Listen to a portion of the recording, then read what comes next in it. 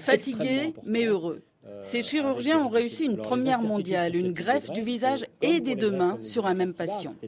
Le receveur a 30 ans, il a été très grièvement brûlé en 2004. La greffe est sa chance.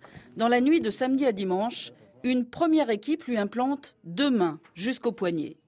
Puis 2 autres chirurgiens lui greffent un cuir chevelu, un nez, 2 oreilles, un front et, première mondiale, des paupières. Les paupières, c'est beaucoup plus compliqué que pour la partie basse et nous avons eu beaucoup de mal à mettre en place le protocole car une paupière, c'est beaucoup plus fin.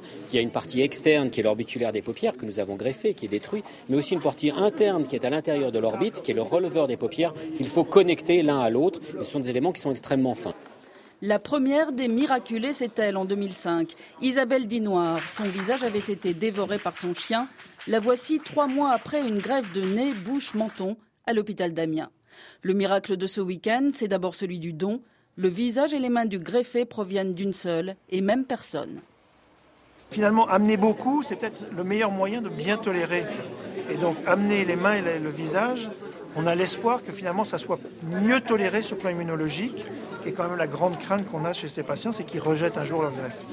Depuis 2 heures cette nuit, l'opération est terminée. Le patient ne sera sans doute pas réveillé avant une semaine.